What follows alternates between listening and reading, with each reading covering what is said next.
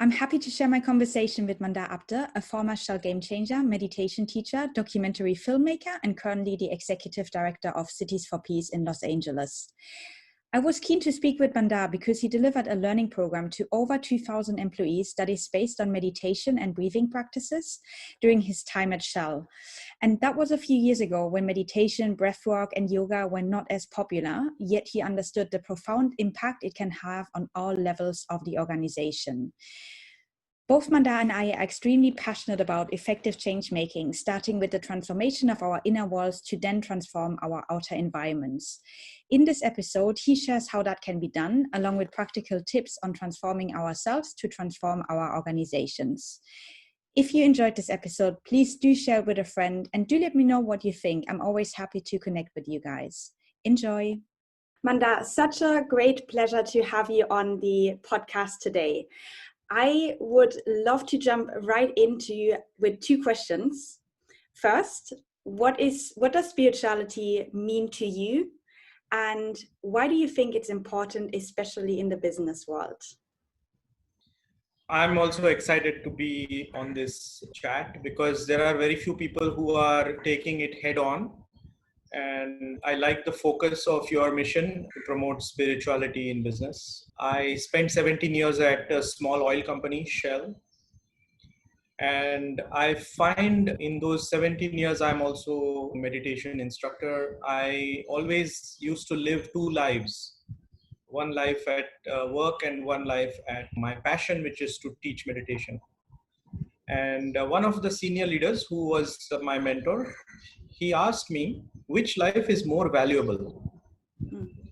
Is it the life you live in Shell or is it the life you live out of Shell?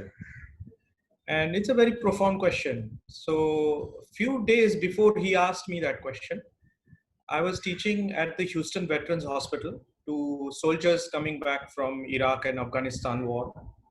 And one of the soldiers' spouse had literally cried on my shoulder saying, my husband slept like a baby yesterday.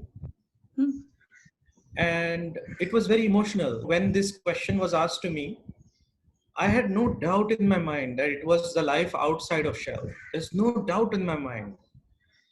Spirituality is perhaps a very heavy word for many people because it borderline becomes religion. And so one way to define what is spirituality is to think of a banana and the banana peel.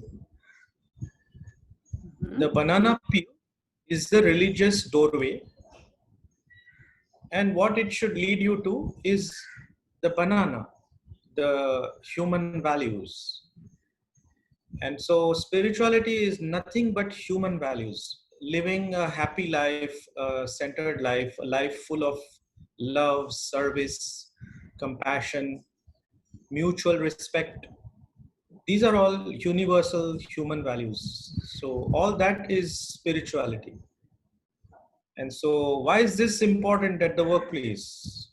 It is extremely important at the workplace. I would say if business can find a way to be spiritual, which means happy, contented, respecting, then only can we achieve all the goals that sustainable development, all this discussion on sustainability. We cannot achieve those goals until we live those inherent human values. So I would say spirituality in business is common sense. And that requires people to be educated because people come loaded with inhibitions and biases and judgments. And so that is where we need to educate people through these, channels of education like your podcast, of what is spirituality and what is not spirituality. So that is where once you educate people, then we are all interested in making a better world. And business today needs to play a bigger role in making this world a better place.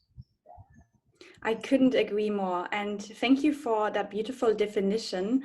I think, as you say, like part of our mission is to educate people first around what is spirituality and remove that judgment of it's all woohoo, and because it's really not. We are all spiritual beings, and it's not the question of are you spiritual, we are all. It's the question should more be like how, to which extent are you aware of your spirituality? So if we can steer the conversation towards that, then I think humanity will have already gained a lot. Yeah, you know, what you're saying is absolutely true. We are not just our body, because our body is matter. And if we were only the body, then we would not get tired, That's right. not need to sleep, because matter, like a wooden table, doesn't need to sleep, doesn't need to rest. So if we are just matter, then we can be like a robot. We can keep going like a machine.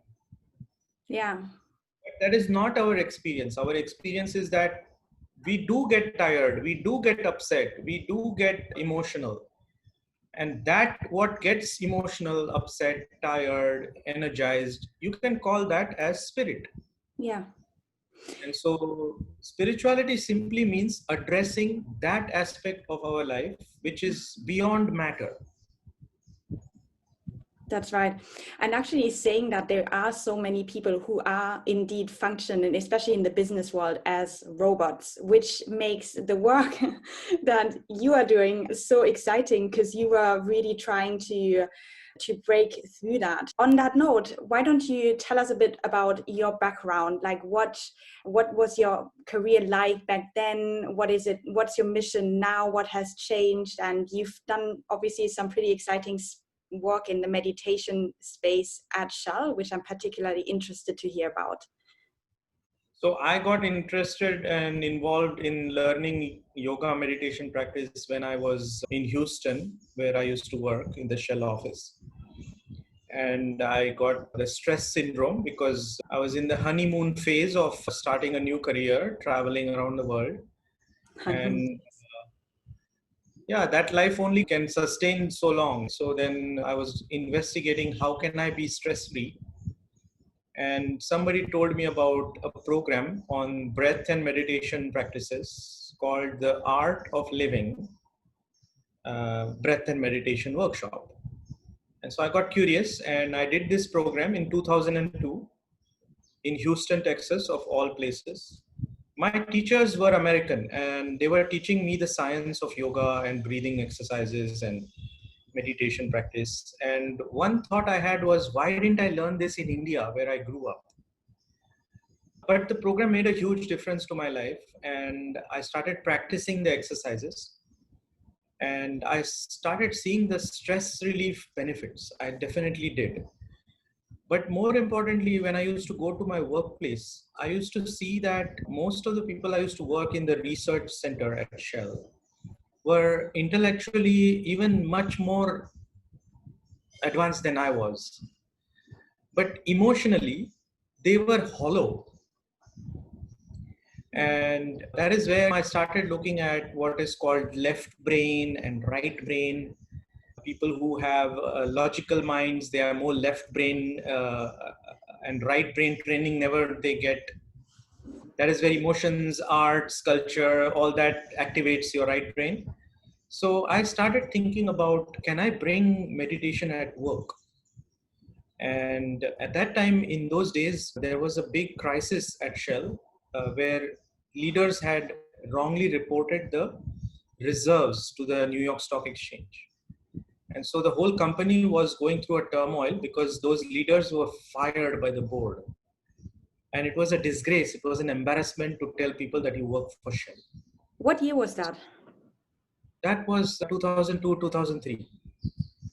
Okay. And so a few of us, we started just a discussion of can we bring more responsible behavior at the workplace?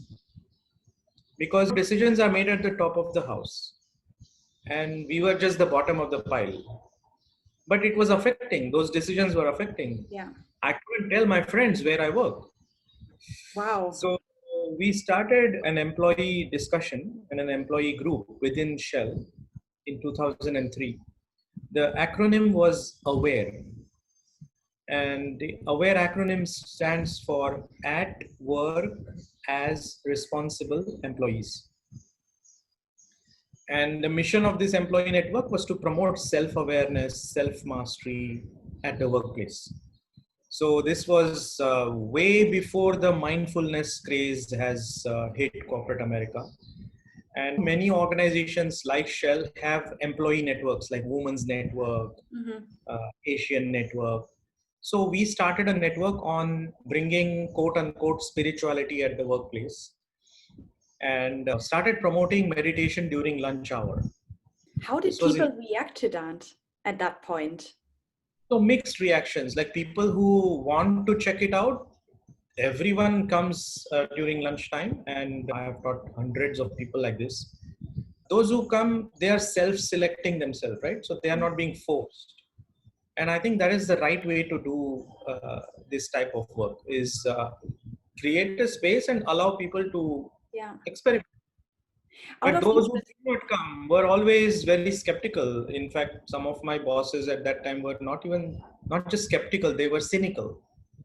Exactly. And so, that is where I realized that maybe I should leave this company. But something told me that, what's the point of leaving? Let's go head on. It's, if you don't know how to row a boat, just changing the boat is not going to change anything.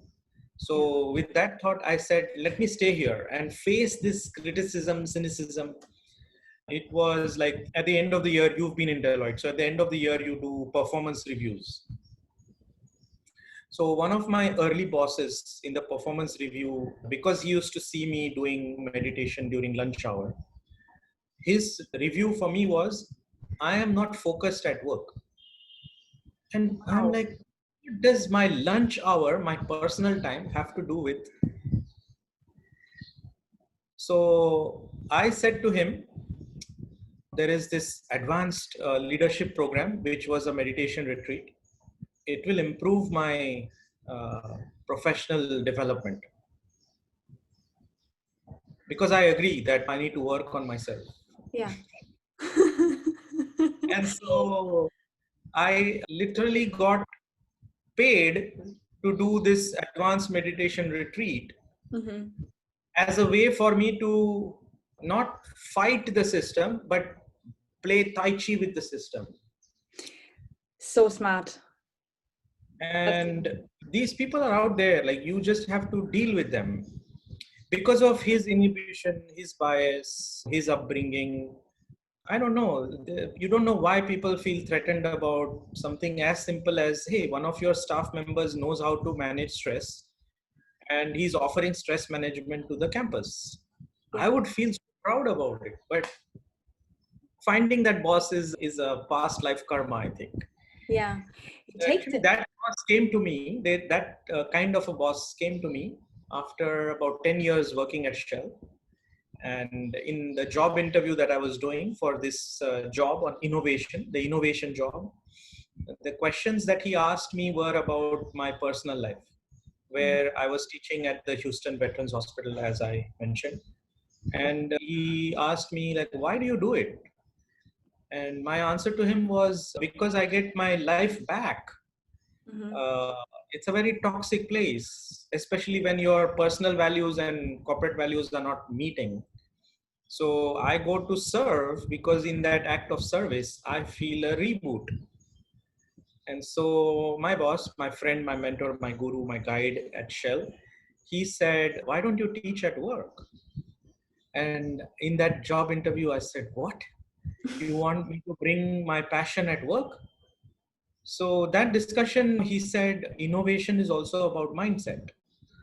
And this program, the Gamechanger program, is the early stage incubator at Shell. So most early stage ideas are going to fail because that's the nature of an innovative idea. It doesn't succeed. The first idea has to pivot into something else. Yeah. So just giving money to the entrepreneurs is not enough. Let us also give resilience. And so that is where I felt like, oh, wow, this guy gets it. And in 18 months, I trained about 2,000 people at Shell. The chocolate of meditation, breath and yoga, and the wrapper of innovation culture. So persistence plays. If I had left the company, I would never have been able to make a difference to Yeah. 2,000 colleagues.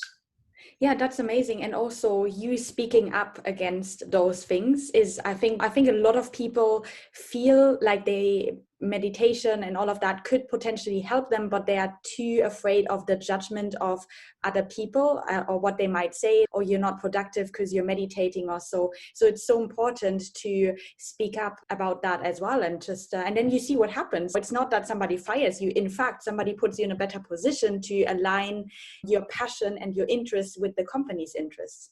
This is always something that fascinates me. People are so afraid of speaking their truth, but what I've witnessed every time I did it as well, it's a bit scary in the moment, but then people know about who you are and like what value you can bring, and then they try to place you. So it's really encouraging to hear that is what happened to you at that point. I'm Because curious to know. meditation can be used for improving your health and well-being. I think there's enough data out there now Yeah. to prove that. It can be used to change your leadership development, right? But those were not the silos that I was part of. I was a chemical engineer, petroleum engineer, and I cannot make a change in the health and well-being programs at Shell because that's not my job. Mm-hmm. I can't change the leadership development programs at Shell because that's not my job. Mm-hmm. So that's where like a change maker within a large organization needs to respect the boundaries of what the organization expects from you.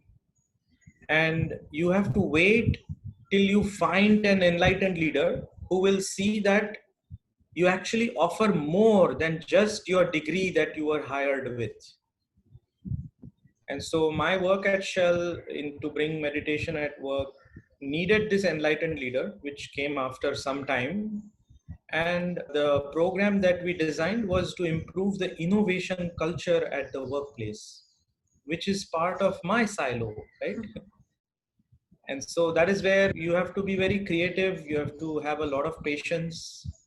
You have to have your own resilience, but it can be done. And especially now, 2020, like so many years later, so many companies are promoting meditation at work, mindfulness retreats.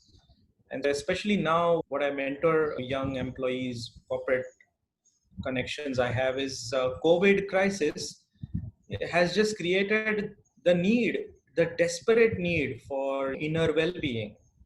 Mental health and well-being is so important to boost your immunity against the virus. People are freaking out, like suicidal tendencies. It's not easy to be alone. It's not easy to wear a mask and walk and work. People are in fear. They haven't seen their families for many months. So there's a lot going on, and that is where now is the time for people that will listen to this discussion, that we need to work like Jedis, right? This is the time, this is the time to find a way to bring that inner peace at the workplace. Yeah, beautiful.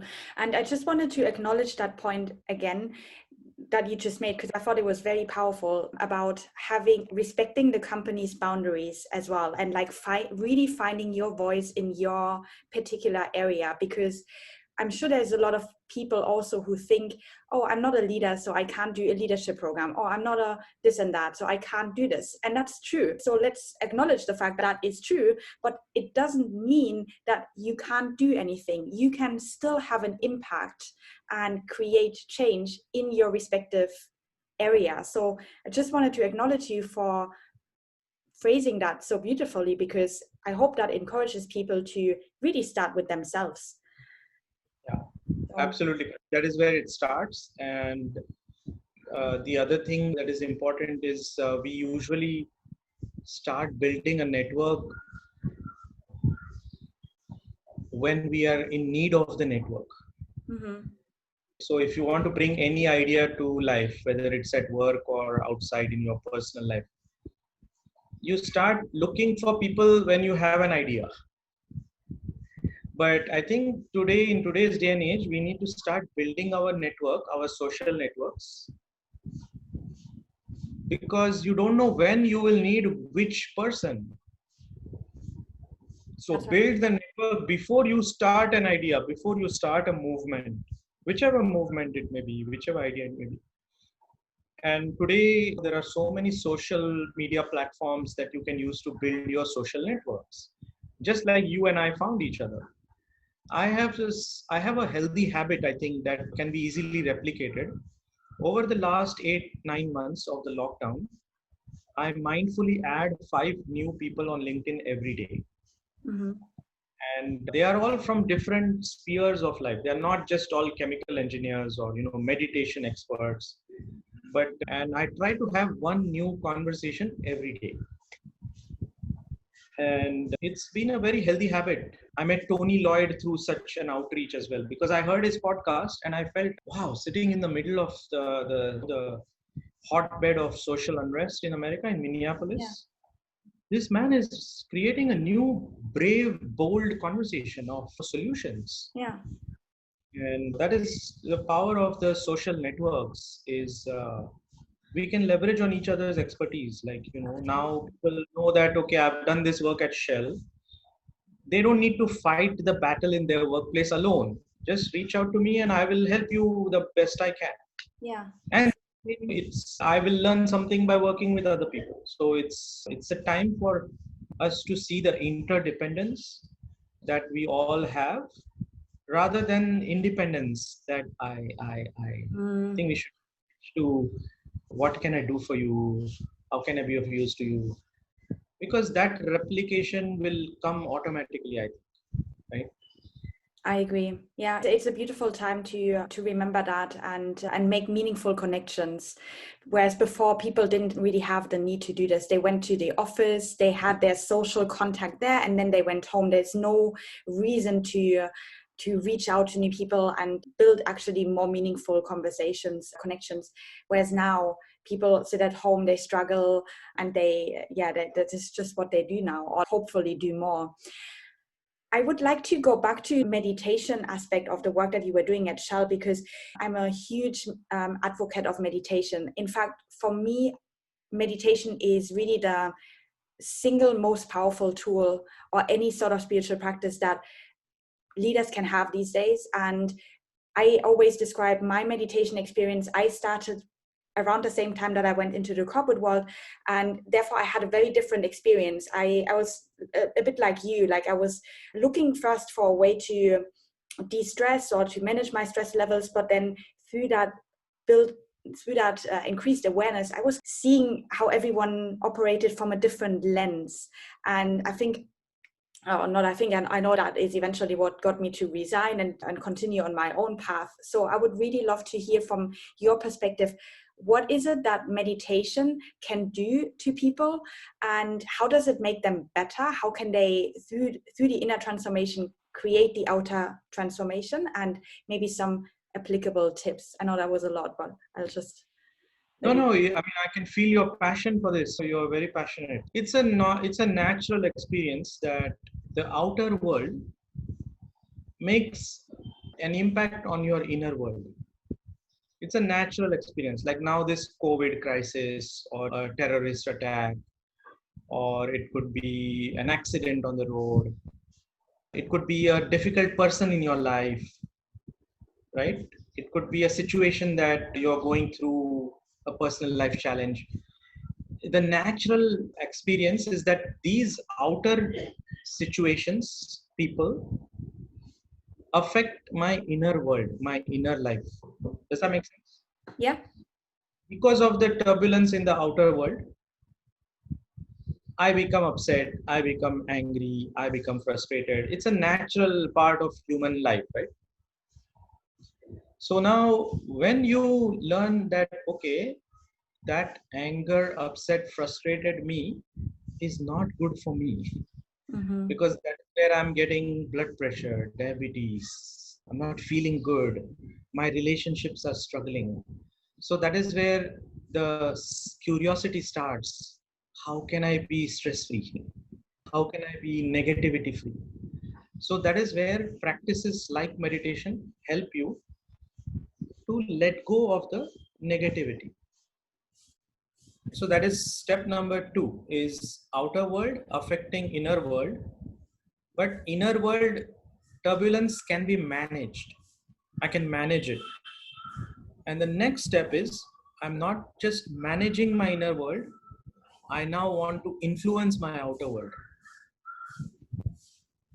And that is where even meditation will be even more important, because making a change in the outer world is not a sprint, it is a marathon. Mm. And that is where you need resilience, you need energy, you need purpose. Like all these things are the manifestation of spiritual practices, whatever practice it may be. So meditation is just like sports. There are different types of sports. So in meditation also there are many type of activities that are called meditation practice. Some people think, look at a candle and focus on the candle. Some people will say, go for a walk. Mm. So there are different types of meditative experiences. But my teacher, my guru, SriSriRaviShankar is his name. He taught me that meditation simply means the art of doing nothing. Mm-hmm. The art of doing nothing, where you're not engaged in any of the thought stream activities. But that doesn't mean you are blocking the thoughts, because then you are doing the job of a visa passport officer. Mm-hmm. Certain passports, certain visas can come in and certain passports are told to get out.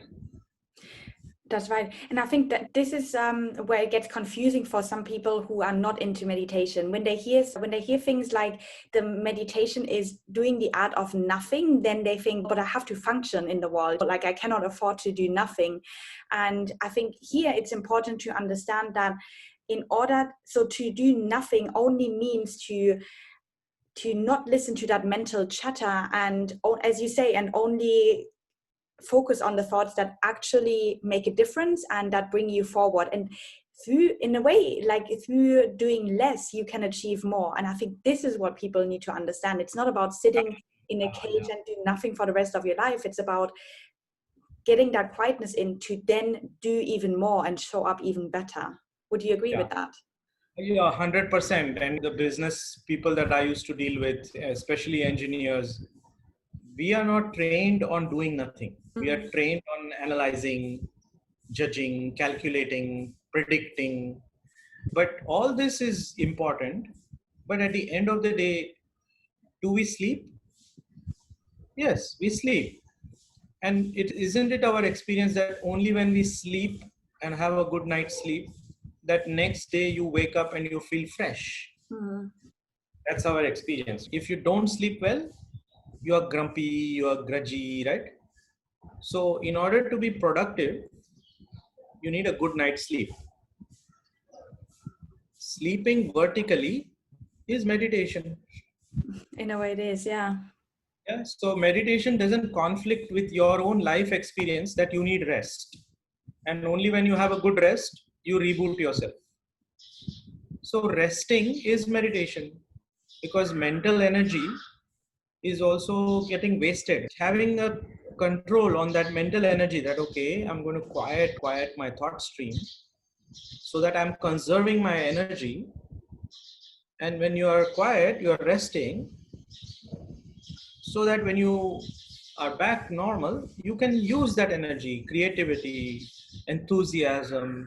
These are those faculty of that energy level, right? If your energy level is low, mental energy I'm talking about, you will see it directly impacts your creativity, your well-being, your opportunity to create relationships. All that is based on your inner energy, mental energy. That's right. And there's so Meditation. much more as well. Yeah. Not just the energy levels, but also through meditation, and as you become aware of your thoughts and your thinking patterns, and you can resolve some unconscious bias, for example, that shapes how you show up at work as well. For example, you could be a leader who is deeply unhappy with some aspect of their lives, but they're deeply unconscious of it. But the way that shows in the world is that they treat their team not well or so. And the team they don't have anything to do with this guy's conditioning or so. But this is really where all of this shows in the real world, which is why meditation is so powerful. And clearly, companies like Shell have recognized that. Otherwise, you wouldn't be able to run a program with 2,000 people. So I would be curious to hear, like, how was it perceived overall? You got quite some media coverage as well. You forwarded me some articles. You've done this in multiple locations as well. It's really taking off. What we teach is based on a breathing exercise-based meditation called Sudarshan Kriya. And it's also, in short, it's called sky breathing. And it's based on the science that every emotion has a corresponding breathing pattern. So events will produce emotions, and emotions can be happiness, sadness, frustration, jealousy, anger. But all these emotions have their specific breathing pattern. For example, if somebody gets angry, Yeah. right? If somebody feels sad, if somebody is happy, right? So this is a universal science and a well-kept secret because it's common sense, but nobody taught you. It is. Yeah. I never thought about it this way, but it's so true. Yeah. Natural. Like, you don't have to believe in anything. Just you believe that, okay, when your emotions change, your breathing pattern also changes. So the reverse is also true. By learning breath-based techniques, you automatically can flush out your negative emotions. And when you flush out your negative emotions, what remains is the positive side of you, which is what everybody wants. I want to be happy. I want to be friendly. Yeah, nobody gets up and says, today I want to be rude. And today I want to be nasty with people, right? Hopefully not. Sometimes what happens is leaders who are less self-aware, right? They get into this behavior and without knowing that they are being nasty. Like that also, when you do breath and meditation practice, you are deleting your unwanted stress, emotions. And so what remains is the good side of you. So it's like dental hygiene, right? We do brush our teeth every day. So breathing exercises that we teach is just like mental hygiene. You're breathing anyway. Why don't you change your breath and flush your negative emotions out? Knowingly or unknowingly, this breath exercise takes you to a state of meditation where you have that experience of stillness. And so it's a very effortless way without learning anything new because you are breathing anyway. And that becomes a tool in your toolbox that you can use. You can change your breath whenever you feel like it. Yeah, and that becomes the empowerment. You feel empowered that my life, the quality of my life is in my hand. So powerful. You did this around the world, you told me. You left Shell, of course, but are you still doing it, or is there anyone else who's taking that work further? Because I left Shell 4 years ago because I had another calling in my heart that I felt the need to look at a passion idea which I had on promoting peace and making profit. So can business, it stands for making profit, can business take on peace as the innovation frontier, right? So can you make peace profitable? And that's where I felt it's something different. I would like to spend more time thinking about it and doing things. So I left Shell and I started a consultancy on innovation for brands that are looking for a mission or purpose. And that's what keeps me busy now. So I do integrate meditation training in this work that I do. And yeah, this field of thought, like meditation, not just for meditation's sake, but can we then use the energy that you get, the creativity that you have access to? Can you create something new for your company where you can do both? Do good while doing well. That's right. So not just charity money going out. Can you also create new products, new services, new missions for your brand that do both good for the planet and good for the business? And that is the frontier. I think that is where you can take on all the sustainable development goals. Once business thinks that it owns this challenge, then business is known for solving challenges, right? Creating value.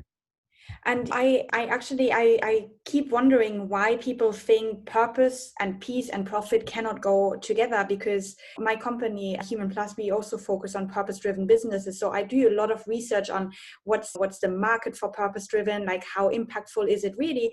And all of the research really points in the direction that purpose-driven companies are even more successful, are even more profitable than the traditional ones. So I think again here there is an educational element of people who need to understand that it's not profit or peace or profit and purpose. It's peace, profit, and purpose. It's not an either or. So I think you're doing amazing work there, and again bringing in the meditation aspect. Yeah. That just, there is a term called greenwash. Mm-hmm. Like people will use the sustainable development reports to talk about the greenness of the company, right? How many carbon emissions were reduced. So unless, what I see these days is also purpose wash. Like many people are coming on this bandwagon of purpose and what's your purpose. And they might start with doing external work. Okay, let's get to a brainstorming, let's do post-its, and let's see what can be our purpose, and let's do something. But unless the inner purpose is clear of who I am, what are my values, what can I stand for, and if that process is not done by the individual and by the organization, the outer work of purpose will be hollow, will not be sustainable. Yes. I want to salute you for this statement, because this is so true. This is exactly how I feel as well. There is purpose wash, but at the end of the day, it all goes back to you doing the inner work. How do you do the inner work? Through spirituality. So it's nothing woohoo or anything. It's really about accessing that inner wisdom and then bringing that out into the world. Because if that is not done, you cannot establish a clear and impactful purpose that you can actually implement as well, and not just say, oh, I've got a purpose, and then don't do anything with it. It will be like Dr. Jekyll and Mr. Hyde. So you are saying something, but doing something else. Yeah, exactly. And that is where companies that will not have done this inner work will have, they will fall flat on their nose, I think. Because it's so easy for the market to sniff these days who is real and who is faking. Because everything is in social media. Yeah. So that is where I feel like we need kindred spirits within organizations that believe in the power of the organization in influencing, and can take that leadership role that, okay, I will bring the change within my organization. So that is when this podcast, like I'm looking forward to whoever is listening, that this inner transformation needs to be part of business, not just for stress management. I think that for that you go for a yoga class. Yeah. Right? For that you download an app. But can we transform our leadership potential, our innovation potential, our purpose potential? And I think that becomes a journey worth embarking on, especially in the post-COVID world we will all live in now. Yeah, absolutely. And about the yoga class, for example, this is something that I witnessed in the last couple of years when I would say I left consulting to end of exactly 2 years ago, actually, end of 2018. And there were a few yoga classes and stuff that you could do on a Friday afternoon, and companies would try to make an effort and to promote well-being and stuff. But I thought this is like a quick fix to reduce the stress that happened over the week, and then so they can say, hey, we are after the well-being for our employees. But again, it's not the real work that needs to happen. The meditation, the breath work that leads you to those places to become more impactful. And so it's also like you said, a purpose wash. It's almost like a yoga wash. Okay, just do one yoga class on Fridays and you're fine, when really the whole topic goes so much deeper. Which actually brings me to the key question is, what can people who want to bring more spirituality into the workplace practically do to do this within their roles and organizations? What would you advise here? Yeah, that's a big question, right? Giving advice can be dangerous unless it is asked. So hopefully your question is just in the minds of people who will listen. They will also have the same question. That's right. And then my response to that will be, do whatever is feeling good in your heart. And you build your own capacity first. And of course you dream, but you also build your own capacity of change making as you build your dream. Otherwise, if you don't have the inner capacity to go this long journey of change,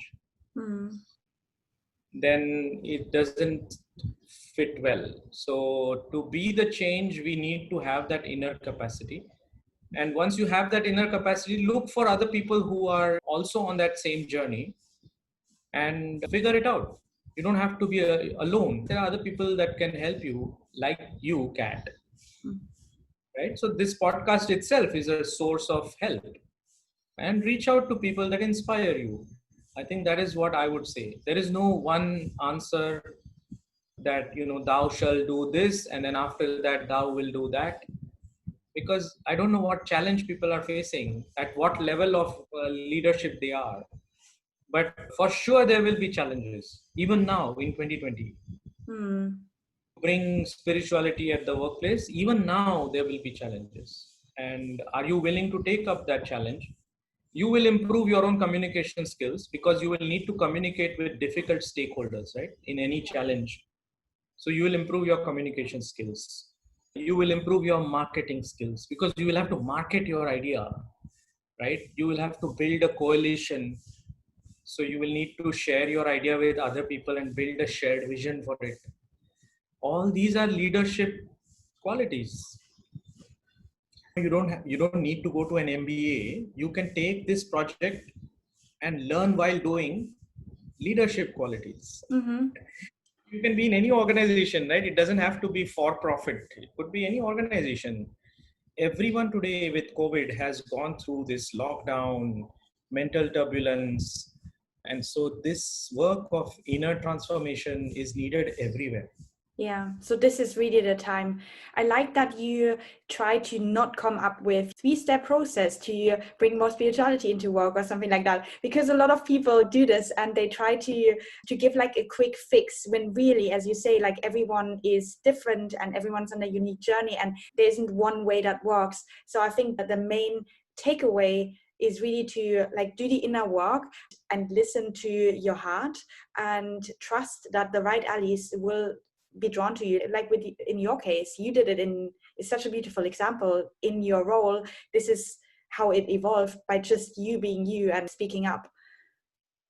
Yeah, correct. But one more thing is, you don't have to, it's like a jigsaw puzzle. You don't have to put the puzzle together alone. Yeah.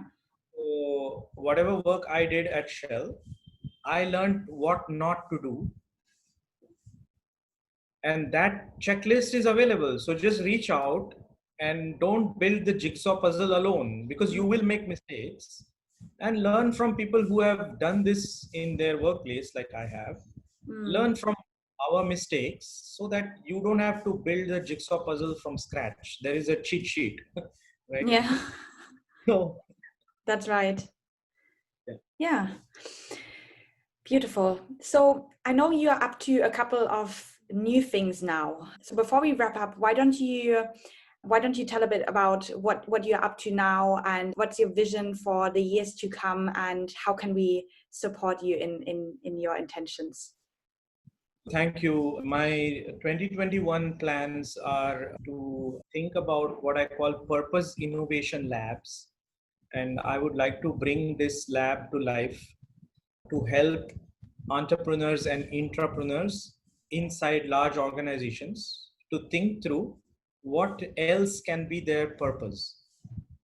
And so that is where you need to innovate. And that was my job at Shell, is the manager of the Gamechanger innovation program. So applying innovation lens to the purpose statement. Can we look at purpose as the new frontier for innovation, especially for large organizations? If somebody who's listening is interested in driving their organizational mission and changing it or tweaking it or finding what else they can do, I would love to be a sounding board for something like this.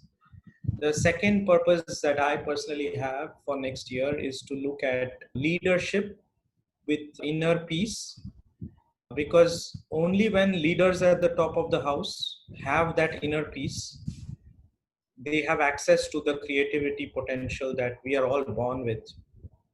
And so I'm leading these mentoring circles, leadership circles for leaders of organizations that want to make a difference and leave a legacy. And 2020 has really given a call to action around my question is, how much do you care? Mm-hmm. I think that was the question 2020 came and asked. And how much do you care? So that then comes at three levels. One is, how much do you care about yourself?